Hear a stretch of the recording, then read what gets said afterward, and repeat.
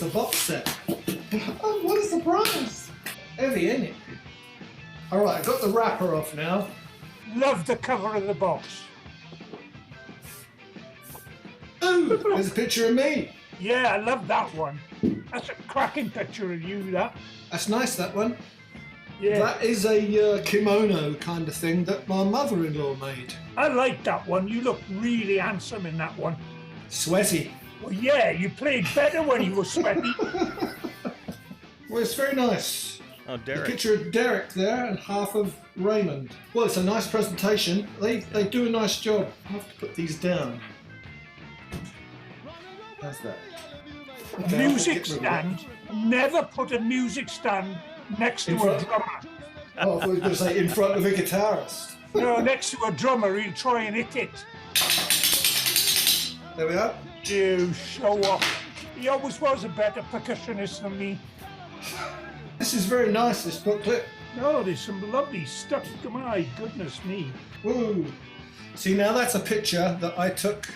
There's a lot of my Yeah. pictures they used in this, which is great because there's a lot of them that were unseen or they've appeared in various forms, you know, in the Scraping the Barrel booklet and loads of things. But I think we've literally scraped to the barrel of all of them now. But anyway, this is the Roadies.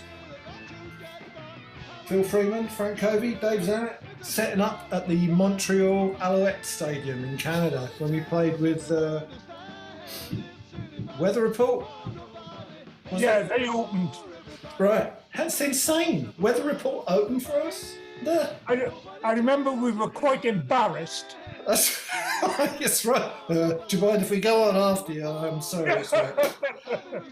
I tell you what, we did feel so bad about it that we went to see him in a jazz club in New York a few weeks later, you know, just so we could hear them properly.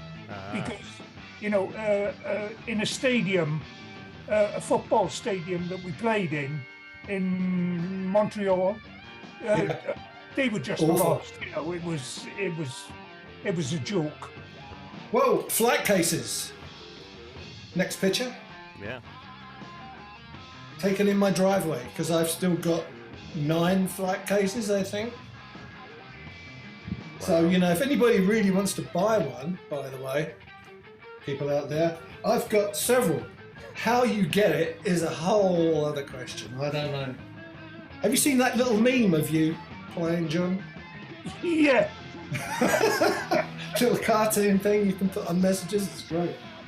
I don't know who did that. I don't know how these things work. Alan Kinsman did the blurb in this, didn't he? He wrote the stuff. He did. He's a lovely bloke and had all great conversation with him about doing this. And been to your house, John, hasn't he? Oh, regularly. He wheedles the information out of you without you knowing that you've said something.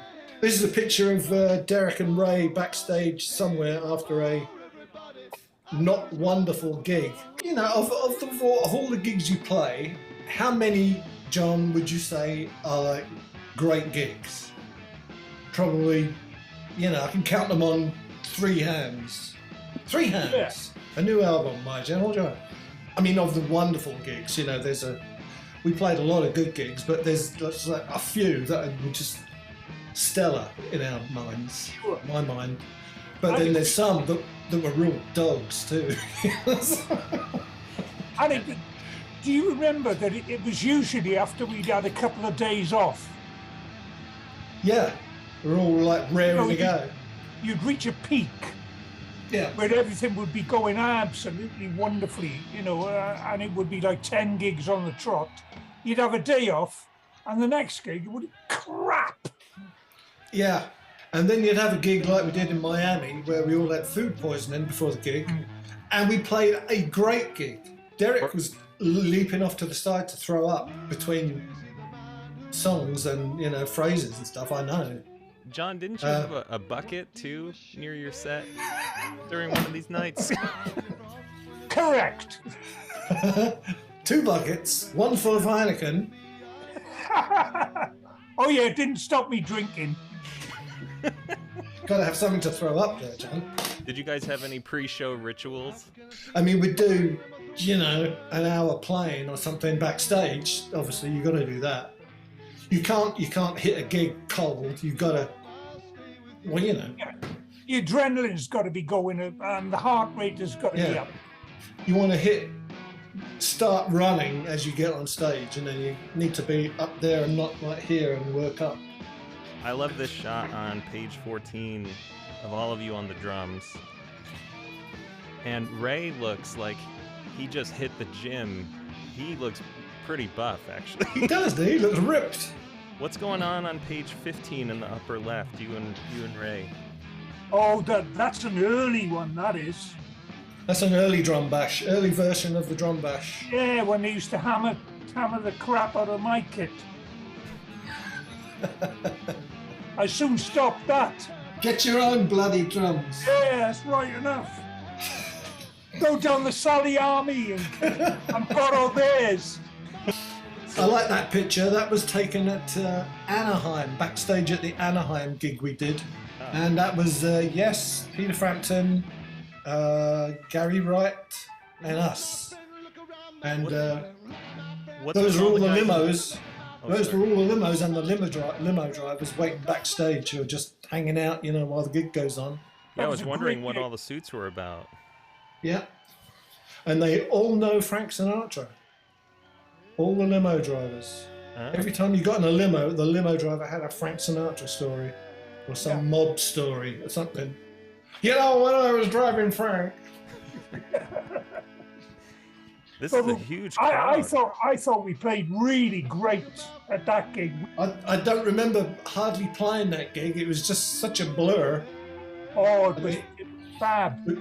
We were like ants on the stage, you know. The pictures I've seen, it's like there's this humongous thing that, yes, suspended from the lighting rig, which was, I don't know what it was. What was it, a crab? Something crustacean-y? I don't think they had the crab. There wasn't enough room for the crab on that gig because there were 4 bands on.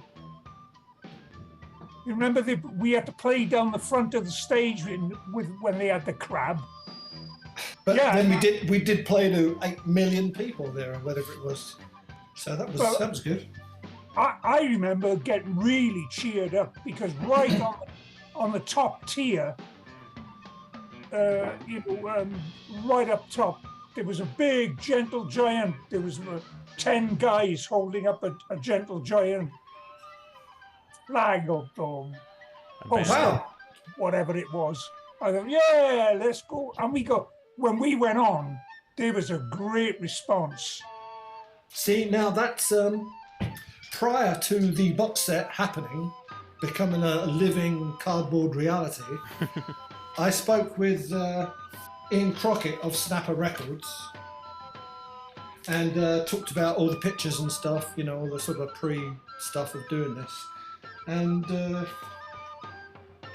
we thought it would be a good idea to maybe make the whole box set look like a little flight case. Was kind of one of the first ideas. So I dug out a lot of the flight cases and polished them up and wheeled them around and took pictures of them. Actual flight cases, which are, again, at this moment, as we speak, in my basement. There we go, how's that? That is really cool. HEMPSTEAD. Calderone, July 3rd. Box 2 is HEMPSTEAD, Calderone, the next year, November 77. Yeah, right. July 76 and November 77. What's with the hearts? These are slides from the original slideshow that we had. We used to do back projection. We used to have 4 screens, 3 screens for still pictures and 1 round screen for a couple of little movie projections that we did. And these were a few of the slides that were shown during Funny Ways.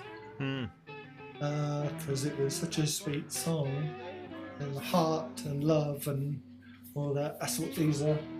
Incidentally, we had flight case made, which I haven't got, for the screens that held these. It was a section screen. They were like 6-foot square sections that hung together, and it was like, I don't know, 6 by 4 of them or something. And we had one flight case, maybe 2, to hold them all. It was the size of like a grand piano. This thing. It was enormous. John, it says that you got up to chastise the crowds for Yeah. their poor behavior. Well, that's right. Oh, me, I gave them hell. I think it was Boston. I really, really tore into them. Huh. Because What'd you say? Well, I told them that they were arseholes. They shouldn't be doing that kind of thing. And that we couldn't even get on a Dr. Feelgood tour in England. No, it's ridiculous. They shouldn't be doing that. And in fairness, I got a terrific round of applause off the people that hadn't been heckling them. All right, box 3, Gentle Giant, November 18, 1977 in Chester, Pennsylvania. 1877. 1877. Yeah, I remember that one well. You played in a gymnasium? Probably. Lots of bands played in gymnasiums back in the day. I mean, when you played colleges or whatever, they often think, it's big enough, put a band in there. They didn't realise it's not built for, music, acoustics. It's built for sports crowds. Shouting, drink, but you go where they tell you. During the acoustic guitar portion of excerpts from Octopus, Gary Green played a small bit of Peel the Paint several times while teasing the audience to guess its title. I did? You tell me. Where does it say that? Right in the middle of the middle column. Gary Green plays a little bit of Peel the Paint like this. Oh, and it says John was in a very feisty mood. While singing at the vibraphone during On Reflection, a few eager fans playfully tried to distract him. In retaliation, he spit beer at the offending bands. That's a lie. Before laughing I and would running never back. waste beer on an audience. That's right. Chester, PA. I think I found this in my collection of stuff. The photo? I mean, obviously, I haven't listened to these in a long time. With mine, All right.